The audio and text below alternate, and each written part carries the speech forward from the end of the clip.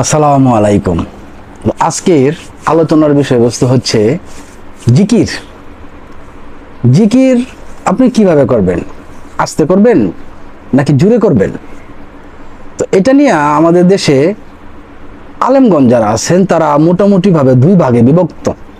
এক ভাগ বলে আপনি নীরবে করেন, নিচু স্বরে করেন, ধীরে সুস্থে করেন, বিনয়ের সহিত করেন। আরেক ভাগ বলতেছে যে না, আপনি যত মানে জোরে বা সজোরে ইচ্ছা হয় আপনি জিকির করেন।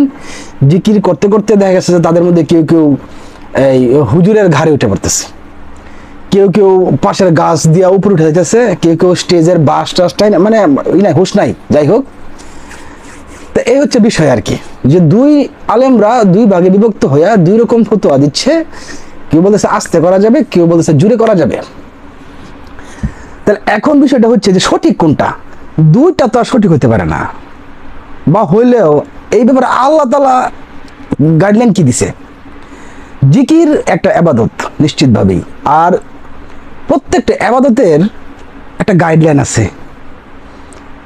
আবাদত হচ্ছে আল্লাহর জন্য, আর আল্লাহ যখন তার বান্দাকে একটা আবাদতের হুকুম দিবে বা একটা আবাদতের ফয়সালা দিবে, তখন কিন্তু সেটার পিছনে সুনির্দিষ্ট গাইডলাইন থাকবে। সেটাই স্বাভাবিক, তাই না? গাইডলাইন ছাড়া তো আর আবাদত হয় না। আপনি তো নামাজ আপনার ইচ্ছা মতো পড়তে পারবেন না, যেভাবে ইচ্ছা সেভাবে পড়তে পারবেন না। তো সেরকম ভাবে জিকিরের ক্ষেত্রেও গাইডলাইন আছে, কিন্তু আমাদের দুর্ভাগ্যের বিষয় হচ্ছে যে আমাদের আলেমদের মধ্যে কোনো ঐক্য নাই। তারা ঐক্য নাই, তার কারণ হচ্ছে যে তারা কোরআন দিয়া কোনো সমস্যার সমাধান করতে ব্যর্থ হয়, আর যখনই কোরআন দিয়া কোনো সমস্যার সমাধানের দ্বারপ্রান্ত উপনীত হয়, তখন এক শ্রেণী যারা হাদিসের রেফারেন্স নিয়ে আসে, হাদিস টেনে নিয়ে আসে, হাদিস টেনে নিয়ে আইসা সেই হাদিসের দ্বারা কোরআনের ভুল ব্যাখ্যা করে। আরে যাই হোক, তো বিষয়টা হচ্ছে যে এখন আপনি কিভাবে জিকির করবেন? আস্তে আস্তে জিকির করবেন, ধীরে ধীরে জিকির করবেন, বিনয়ের সহিত জিকির করবেন, নাকি আকাশ বাতাস কাঁপায়া মানে আল্লাহর পর্যন্ত যাতে আপনার আওয়াজ পৌঁছায় যায় সেভাবে জিকির করবেন? এই ব্যাপারে আল্লাহ তাআলা পবিত্র কোরআনে একটা গাইডলাইন দিয়েছেন।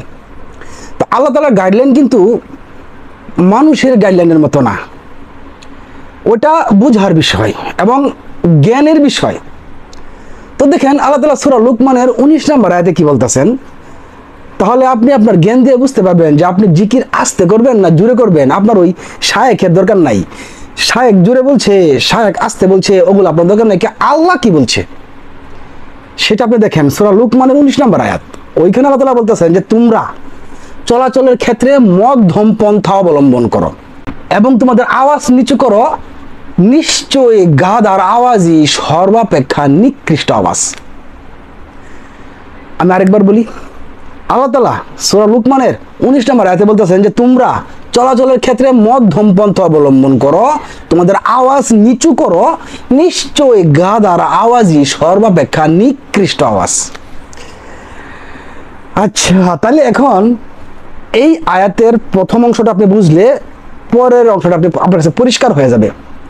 এইখানে আল্লাহ তাআলা বলতেছেন যে আমরা যেন চলাফেরার ক্ষেত্রে মধ্যম পন্থা অবলম্বন করি।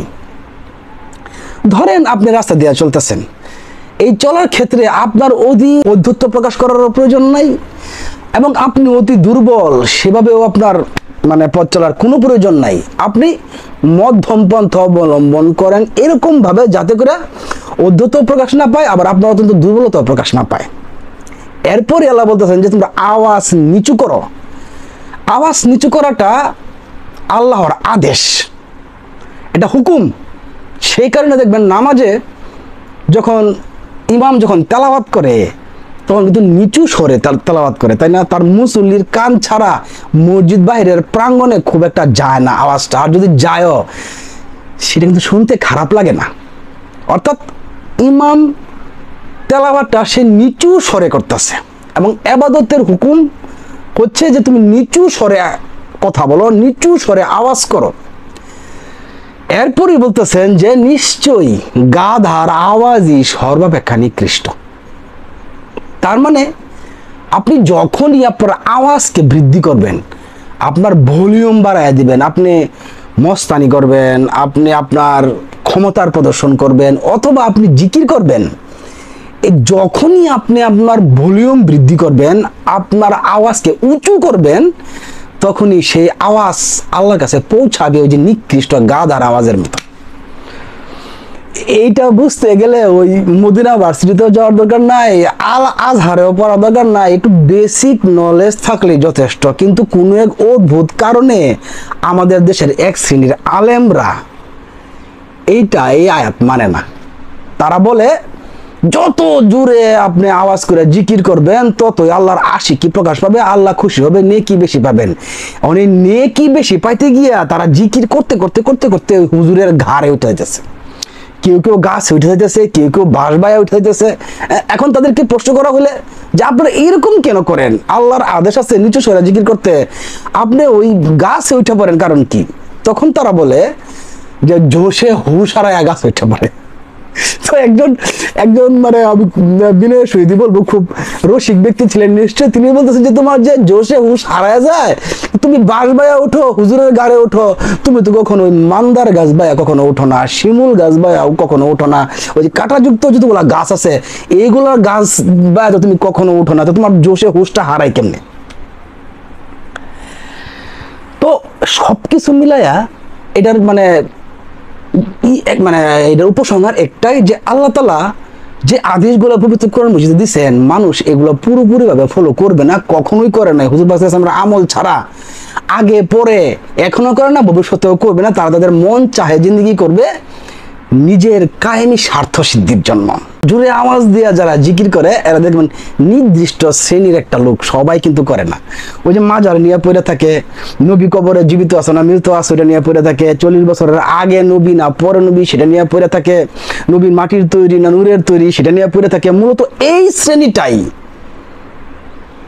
এই দেখবেন জুড়ে জিকির করে আকাশ পাতাল ফাটায় ফেলতেছে। আর কিছু পীর মুরিদের মধ্যেও আছে যারা এইভাবে জিকির করে আল্লাহর আয়াতকে অস্বীকার করে, অমান্য করে, এবং এইটাকে জায়েজ করার জন্য তারা এই সেই ওদিক সেদিক থেকে নানান ধরনের রেফারেন্স হাদিস আইনা জোড়া লাগায়া তারা তাদের কর্ম চালিয়ে যাচ্ছে। তারা চালিয়ে যাবেই, তাদের বাপ দাদা চালাইছে, তারা চালাইতেছে, তাদের সন্তানদের আবার সেটা চালাবেই, এটা চলতেই থাকবে। তো চলুক, চলতে থাকুক। যাদের ভিতরে জ্ঞান বুদ্ধি আছে তারা লোকমানের 19 নম্বর আয়াতকে ফলো করবে, তারা ইবাদত করবে, জিকির করবে, নামাজ পড়বে, সব কিছু করবে, সমস্ত কিছু নিচু স্বরে করবে, ভদ্রতার সহিত করবে, বিনয়ের সহিত করবে।